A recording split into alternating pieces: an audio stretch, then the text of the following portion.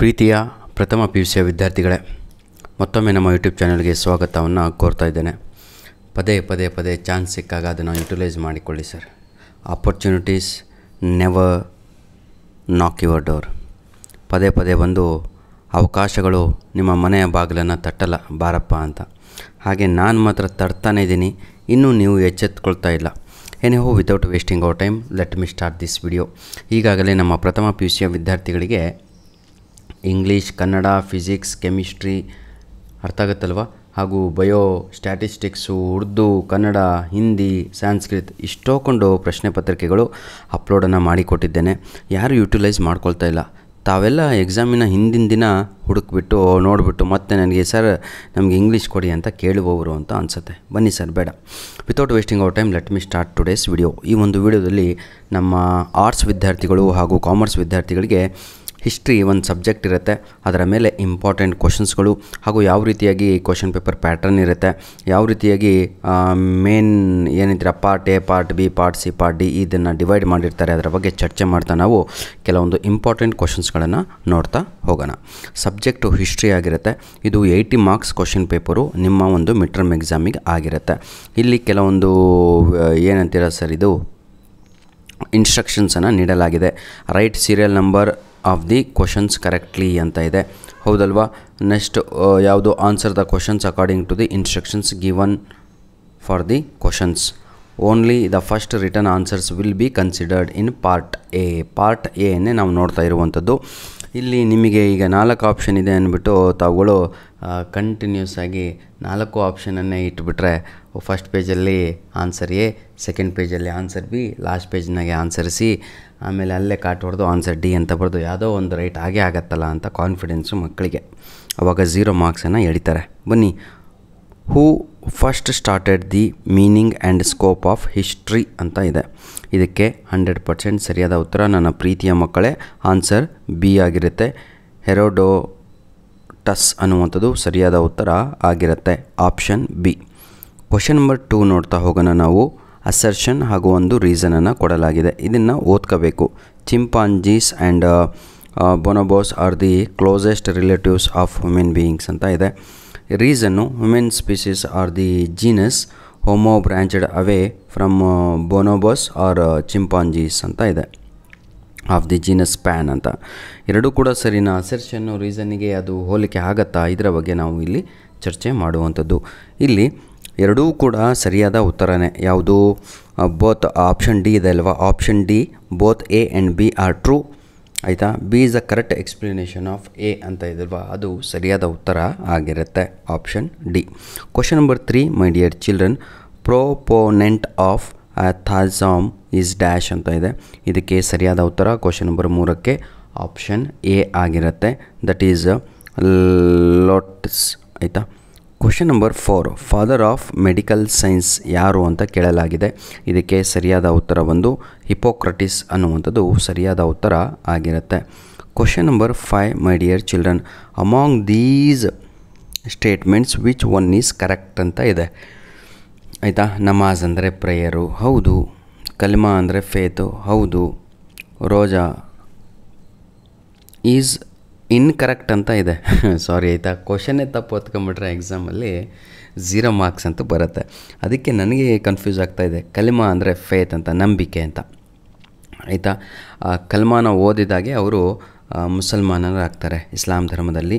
ನಮಾಜ್ ಅಂತ ಹೇಳಿದರೆ 5 ಹೊತ್ತು ಪೂಜೆಯನ್ನು ಮಾಡ್ತಾರಲ್ವ ಮಸೀದಿಗೆ ಹೋಗ್ಬಿಟ್ಟು, ಅದನ್ನೇ ನಾವು ಪ್ರಾರ್ಥನೆ ಅಂತ ಕರಿತೀವಿ. ಅದು ಕೂಡ ಹಜ್ ಅಂತ ಇದೆ, pilgrim to the holy Mecca ಅಂತ ಇದೆ, ಹೌದು. ಇದು ಯಾತ್ರೆ, ಆಯಿತಾ, ಪವಿತ್ರ ಯಾತ್ರೆ ಅಂತ, ಯಾವುದು ಹಜ್ ಯಾತ್ರೆಯನ್ನು ಕರೀತೇವೆ.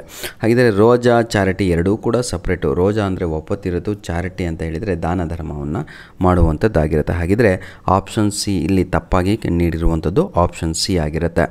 Fill in the blanks with the appropriate answers ಅಂತ ಇದೆ. ನೋಡಿ ವಿದ್ಯಾರ್ಥಿಗಳೇ, ಈಗ 5 MCQಸ್ಗಳು ಮುಕ್ತಾಯ ಆಯಿತು. ಇದೇ ರೀತಿಯಾಗಿ ನಿಮ್ಮ ಪ್ರಿಪೇಟ್ರಿ ಹಾಗೂ ಆ್ಯನ್ಯುವಲ್ ಎಕ್ಸಾಮಲ್ಲೂ 5 MCQಸ್ ಬರೋದು, ಜಾಸ್ತಿ ಬರಲ್ಲ. ಈಗ ಸೆಕೆಂಡ್ ಮೇನಲ್ಲಿ ಫಿಲ್ ಇನ್ ದ ಬ್ಲ್ಯಾಂಕ್ಸ್ 5 ಇದೆ, 5 ಇದ್ದಾವೆ.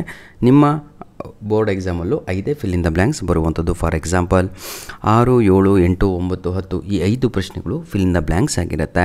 The city of God was written by dash ಅಂತ ಇದೆ, ಆಯಿತಾ. The right answer is Saint Augustine is the right answer. Question number 7, the origin of the species was written by dash ಅಂತ ಇದೆ. ಪ್ರತಿಯೊಬ್ಬರಿಗೂ ಕೂಡ ಗೊತ್ತಿರುವಂಥದ್ದು. That is right answer is ನನ್ other than Charles Darwin ಅಂತ, ಹೌದಲ್ವಾ. Origin of species. ಈಗ question number 8, veni vidi vici was the famous message of dash ಅಂತ ಇದೆ 8ನೆಯ ಪ್ರಶ್ನೆಗೆ. Question number 8 right answer is ಎನಿಯೋಟೆಡ್ ಒನ್ ಅಂತ ಇದೆ ಅಲ್ವಾ, ಅದು ಸರಿಯಾದ ಉತ್ತರ. ಪ್ರೊನೌನ್ಸಿಯೇಷನ್ ತಪ್ಪಾದರೆ ಕ್ಷಮಿಸ್ರಪ್ಪ, ನೀವು ವಿದ್ಯಾರ್ಥಿಗಳು ದಿನ ಓದ್ತಾ ಇರ್ತೀರ. ಕ್ರಿಸ್ಟ್ ಮೀನ್ಸ್ ಡ್ಯಾಶ್ ಅಂತ ಇದೆ 9ನೆಯ ಪ್ರಶ್ನೆಗೆ ಸರಿಯಾದ, ಸ್ವಲ್ಪ ತಾಳಿ. Question number 8, veni vidi vici was the famous message of dash ಅಂತ ಇದೆ ಅಲ್ವಾ, ಅದು ಜೂಲಿಯಸ್ ಸೀಸರ್ ಅನ್ನುವಂಥದ್ದು ಸರಿಯಾದ ಉತ್ತರ ಕಣ್ರಪ್ಪ. ಕ್ರಿಸ್ಟ್ ಮೀನ್ಸ್ ಅಂತ ಹೇಳಿದರೆ ಯುನೈಟೆಡ್ ಒನ್ ಅನ್ನುವಂಥದ್ದು ಸರಿಯಾದ ಉತ್ತರ, ಆಯಿತಾ.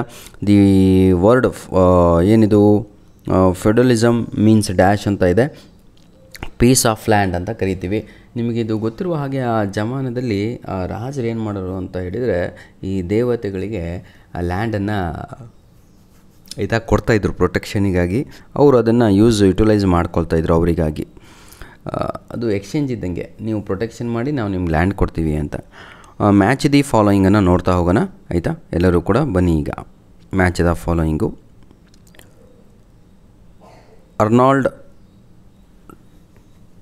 ಅರ್ನಾಲ್ಡ್ ಟಾಯ್ ಬಿ ಅಂತ ಇದೆ, ಇದಕ್ಕೆ ಸರಿಯಾದ ಉತ್ತರ. ಕ್ವಶನ್ ನಂಬರ್ 11ಕ್ಕೆ ಸ್ಟಡಿ ಆಫ್ ಸಿವಿಲೈಸೇಷನ್ ಅನ್ನುವಂಥದ್ದು ರೈಟ್ ಆನ್ಸರ್. ಹೋಮೋ ಸಪಿಯನ್ಸ್ ಅಂತ ಇದೆ ಕ್ವಶನ್ ನಂಬರ್ ಬಿ, ಇದಕ್ಕೆ ವೈಸ್ ಮ್ಯಾನ್ ಅನ್ನುವಂಥದ್ದು ಸರಿಯಾದ ಉತ್ತರ. ಹೆಟ್ಸ್ಪಟ್ ಏನೋ ಇದೆ ನೋಡಿ, ಆಯಿತಾ. ಕ್ವಶನ್ ನಂಬರ್ ಸಿ, ಇದಕ್ಕೆ ಸರಿಯಾದ ಉತ್ತರ ಫಸ್ಟ್ ಎಂಪ್ರೆಸ್ ಅನ್ನುವಂಥದ್ದು ಸರಿಯಾದ ಉತ್ತರ. ಪ್ರೊಫೆಟ್ ಮೊಹಮ್ಮದ್ ಅವರೊಬ್ಬ ಪ್ರವಾದಿಯಾಗಿರ್ತಾರೆ. ಕ್ವಶನ್ ನಂಬರ್ 4ಕ್ಕೆ ಸರಿಯಾದ ಉತ್ತರ ಆಮೀನ್ ಅನ್ನುವಂಥದ್ದು ಸರಿಯಾದ ಉತ್ತರ. ಡಾಂಟೆ ಅಂತ ಇದೆ ಕ್ವಶನ್ ನಂಬರ್ ಇ, ಅದಕ್ಕೆ ಕೊನೆಯ ಉತ್ತರ ದಟ್ ಈಸ್ ಡಿವೈನ್ ಕಾಮಿಡಿ ಅನ್ನುವಂಥದ್ದು ಸರಿಯಾದ ಉತ್ತರ. ನೋಡಿ ವಿದ್ಯಾರ್ಥಿಗಳೇ, ಇದು ನಮ್ಮ ಮೇಲ್ ಐ ಡಿ, ಯಾವುದು all-in-one-999@gmail.com.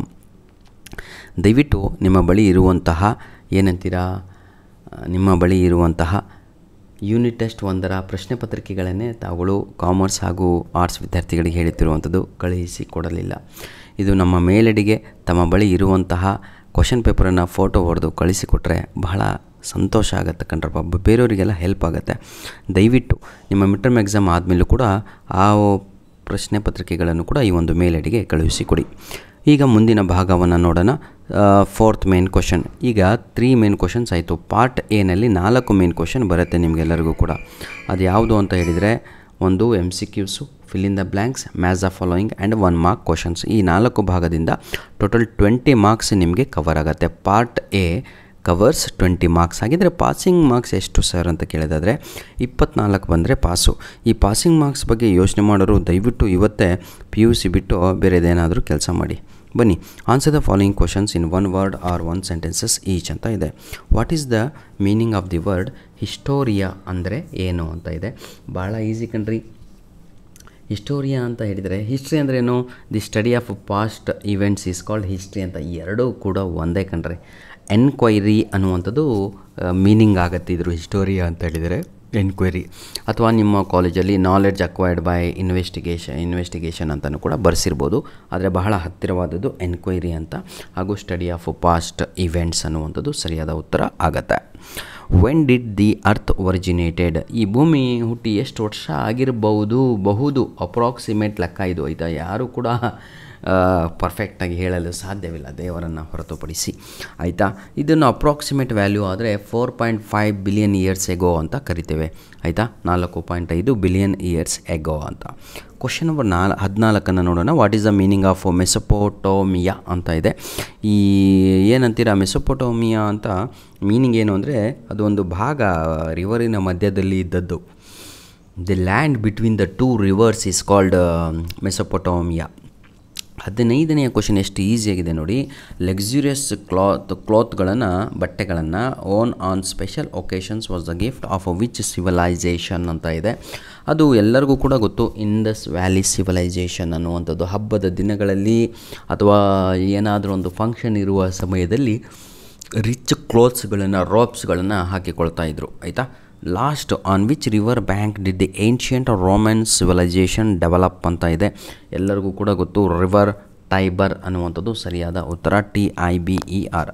ನೋಡಿ ನನ್ನ ಪ್ರಥಮ PUC ವಿದ್ಯಾರ್ಥಿಗಳೇ, ನೀವೇನು ತಿಪ್ಪರ್ಲಾಗ ಹೊಡೆದ್ರು ಇಡೀ ಯೂಟ್ಯೂಬ್ ಚಾನಲ್ ಎಲ್ಲೇ ತಗೊಂಡ್ರು ಕೂಡ ಯಾರದೇ ವಾಚ್ ಮಾಡಿದ್ರು ಕೂಡ ನಿಮಗೆಲ್ಲೂ ಕೂಡ ಯಾವ ಮೆಟೀರಿಯಲ್ಲು ಸಿಗಲ್ಲ, ಯಾವ ಕ್ವಶನ್ ಪೇಪರು ಸಿಗಲ್ಲ. This is my challenge my dear.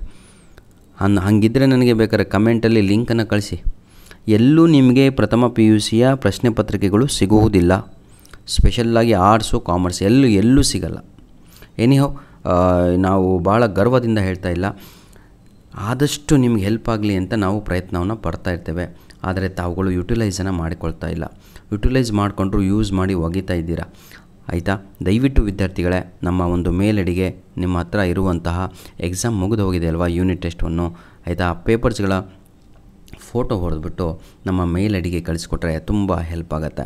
ಕೆಳಗಡೆ ಕಾಣುತ್ತಿರುವ ಪ್ರಶ್ನೆಗಳು ಎಲ್ಲವೂ ಕೂಡ 99% ನಿಮ್ಮ ಒಂದು ಮಿಡ್ ಟರ್ಮ್ ಎಕ್ಸಾಮಿಗೆ ಹೆಲ್ಪ್ ಆಗುವಂತಹ ಪ್ರಶ್ನೆಗಳು ಆಗಿರ್ತವೆ. ಧನ್ಯವಾದಗಳು. ನಿಮ್ಮ ಪ್ರೀತಿ ವಿಶ್ವಾಸ ಸದಾ ಹೀಗೆ ಇರಲಿ. ಯಾರಿಗೆಲ್ಲ ಇಂಗ್ಲೀಷು ಪ್ರಾಬ್ಲಮ್ ಇದೆಯೋ, ಫೇಲ್ ಆಗ್ತೀನಿ ಅಂತ ಅನ್ನಿಸ್ತಾ ಇದೆಯೋ ಅಥವಾ ಒಳ್ಳೆ ಅಂಕಗಳು ಬರಲ್ಲ ಅನಿಸುತ್ತೋ, ತಾವು ಸರಿಯಾದ ವ್ಯಕ್ತಿಯ ಜೊತೆ ಈಗ ಈ ಒಂದು ವಿಡಿಯೋವನ್ನು ನೋಡ್ತಾ ಇದ್ದೀರಾ. You are with the right person with the right platform. ಯಾಕೆ ಹೇಳ್ತಾ ಇದ್ದೀನಿ ಅಂತ ಹೇಳಿದರೆ, ಯಾರು ಫೇಲ್ ಆಗ್ತೀನಿ ಅಂದಿರೋ ದಯವಿಟ್ಟು ಅಂಥ ವಿದ್ಯಾರ್ಥಿಗಳಿಗೆ ನಮ್ಮ ಒಂದು ಯೂಟ್ಯೂಬ್ ಚಾನಲನ್ನು ರೆಕಮೆಂಡ್ ಮಾಡಿ. ಸ್ಪೆಷಲ್ಲಾಗಿ ಇಂಗ್ಲೀಷು ಮೊದಲು ಗ್ರಾಮರನ್ನು ಕಲೀರಪ್ಪ. ಇದೇ ವಿಡಿಯೋದ ಡಿಸ್ಕ್ರಿಪ್ಷನ್ ಬಾಕ್ಸಲ್ಲಿ ನಿಮಗೆಲ್ಲರಿಗೂ ಕೂಡ ಇಂಗ್ಲೀಷಿನ ಗ್ರಾಮರಿನ ವೀಡಿಯೋಸ್ಗಳನ್ನು ಕೊಟ್ಟಿರ್ತೇನೆ. ಅದನ್ನು ನೋಡಿ ಸಾಕು, ನಿಮ್ಮ ಮಿಡ್ ಟರ್ಮ್ ಎಕ್ಸಾಮಿಗೆ ಅದೇ ಬರೋದು. ಜೊತೆಗೆ ಇಂಪಾರ್ಟೆಂಟ್ ಕ್ವಶನ್ಸ್ಗಳು ವಿತ್ ಆನ್ಸರನ್ನೇ ಕೊಟ್ಟಿದ್ದೇನೆ. ಅಂಥದ್ದನ್ನು ಬರೆದು ಕಲಿತು ಒಳ್ಳೆ ಅಂಕಗಳನ್ನು ತೆಗೀರಿ. ಧನ್ಯವಾದಗಳು. ಇದು ಕಾಣುತ್ತಿರುವಂಥದ್ದು ನಮ್ಮ mail ID ALLINNON Gmail ID ಕಣ್ರಿ. ನಿಮ್ಮ ಹತ್ರನೂ ಜಿಮೇಲ್ ಐಡಿ ಇದೆ. ಹಾಗೆ ನಮ್ಮದು ಇದು ನಿಮಗೆ ಹೆಲ್ಪ್ ಆಗಲಿ ಅಂತ.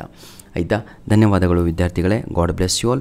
ಒಳ್ಳೆಯ ಅಂಕಗಳನ್ನು ತೆಗೆದು ನಿಮ್ಮ ತಂದೆ ತಾಯಿ ಹೆಸರು ಹಾಗೂ ನಿಮ್ಮ ಜೀವನವನ್ನು ರೂಪಿಸಿಕೊಳ್ಳಿ ಅಂತ ಹೇಳ್ತಾ ವಿಡಿಯೋವನ್ನು ಮುಗಿಸ್ತಾ ಇದ್ದೇನೆ. God bless you all.